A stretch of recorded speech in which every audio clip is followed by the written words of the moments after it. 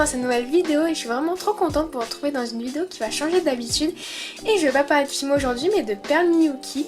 Donc voilà, j'espère que ça va vous plaire. En fait je vais vous montrer 5 bijoux réalisés en perles Miyuki avec différentes techniques, des plus simples au tissage basique à des tissages un petit peu plus compliqués.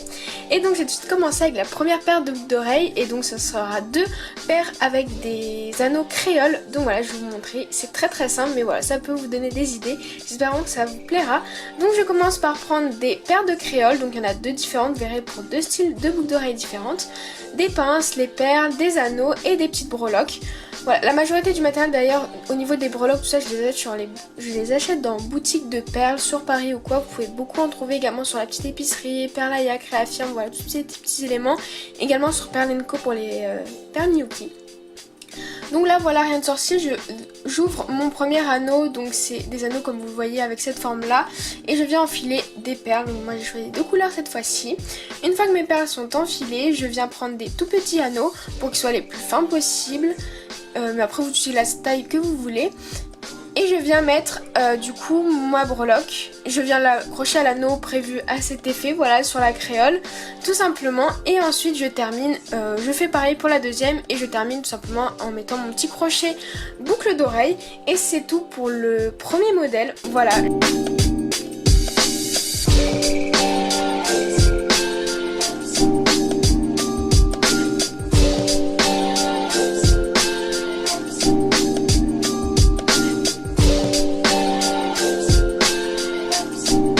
Je vais vous montrer une deuxième technique avec ce genre de créole là. Donc voilà, les créoles comme ça, pareil, les apprêts vous les trouvez sur les mêmes sites que je vous ai cités en début de vidéo. Voilà, c'est des apprêts basiques en fait.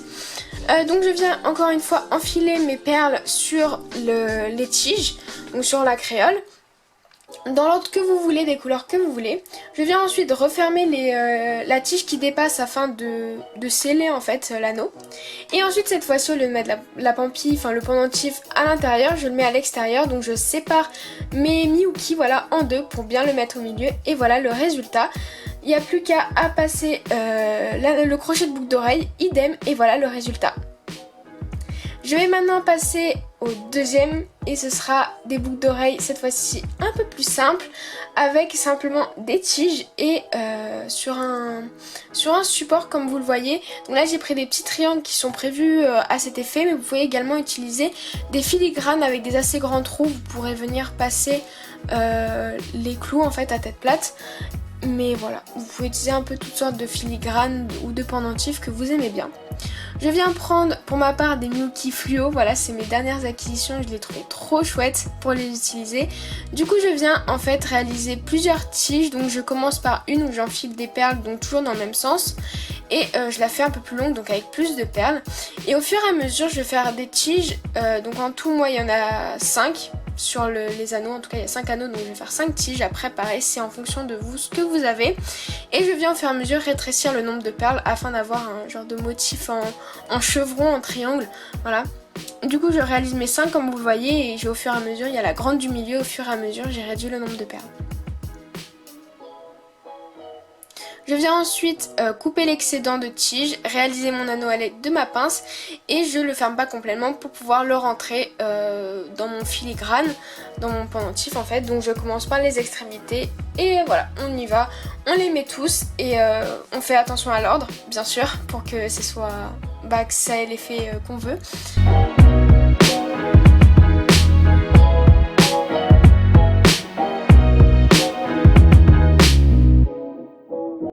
Voilà ce que ça donne et pareil il reste plus qu'à mettre le crochet en boucle d'oreille. Donc moi là c'est des crochets dorés, voilà vu que mes supports étaient dorés, mais vous utilisez pareil ce que vous avez avec vous.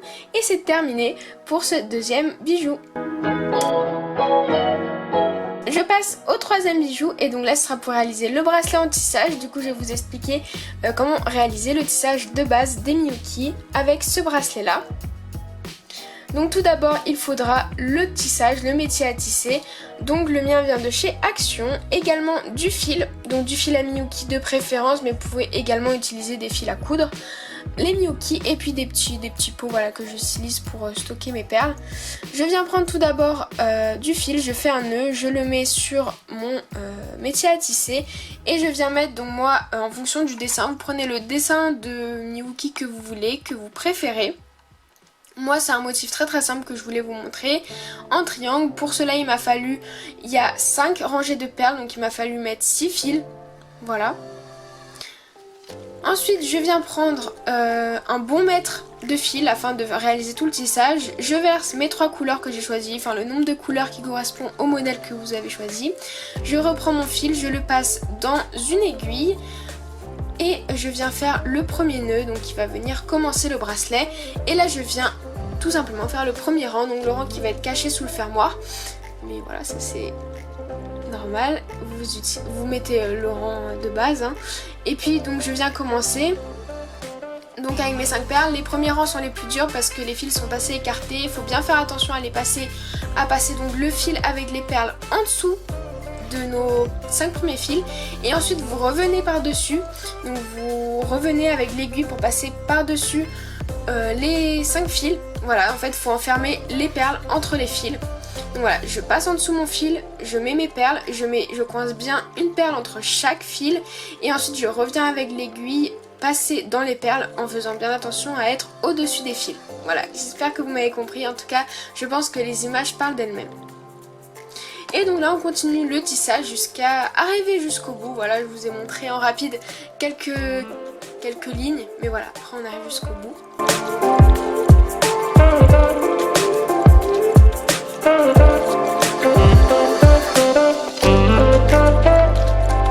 Donc voilà le résultat et je viens terminer mon bracelet. Donc bien sûr je l'ai fait hors caméra. Une fois que c'est terminé, j'ai tout décroché et je viens nouer en fait tous les petits fils qui me restent pour vraiment être sûr que les perles ne partent pas. Donc je fais des doubles nœuds, voilà, avec tous les fils qui me restent. Une fois que c'est fait, je viens mettre de l'alcool, encore une fois pour bien sécuriser. Je mets de l'alcool, j'attends que ça sèche et je coupe tous mes fils. Avant de couper, bon, du coup j'ai pris mes fermoirs. Donc voilà, je coupe, je vois c'est à peu près ma taille, je viens remettre de la colle pour les enfiler dans mes fermoirs. Donc voilà, c'est des fermoirs comme ça, c'est des genres de tubes. Vous pouvez utiliser des griffes comme les bracelets, mais je trouve c'est plus net, plus propre d'utiliser vraiment les fermoirs qui sont prévus à cet effet. Pareil, vous les trouverez sur des sites internet ou en boutique. S'ils vendent des Miyuki, généralement vous trouverez les fermoirs qui vont avec. Et ensuite je viens mettre mon fermoir normal, mon fermoir mousqueton avec une chaînette d'extension. Et voilà, le montage basique d'un bracelet.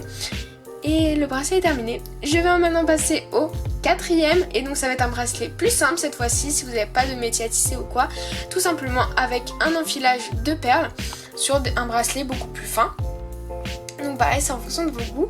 Donc je viens sélectionner 3 couleurs comme vous voulez, encore une fois. Je viens prendre un clou à œil.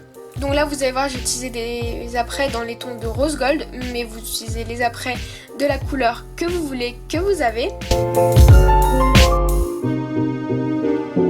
Donc je viens enfiler mes perles, je fais la deuxième boucle afin de fermer, d'avoir comme un connecteur.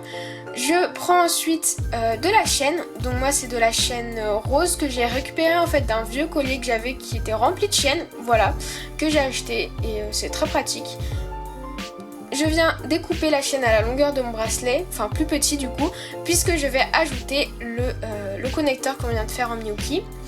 Je ferme, je passe les 2 anneaux, je coupe ensuite pour avoir le premier rang en fait de mon bracelet et je vais venir découper un autre morceau de chaîne et faire un deuxième rang. Avec ce deuxième rang, vous y ajoutez ce que vous voulez, vous pouvez faire un deuxième montage de Miyuki. Moi je vais tout simplement venir ajouter un petit pendentif de 3 perles Miyuki réalisé avec un clou à tête plate. Je fais ma boucle. Ici j'ai utilisé comme anneau en fait l'anneau d'une chaîne d'extension parce que c'était assez fin et je viens mettre une breloque.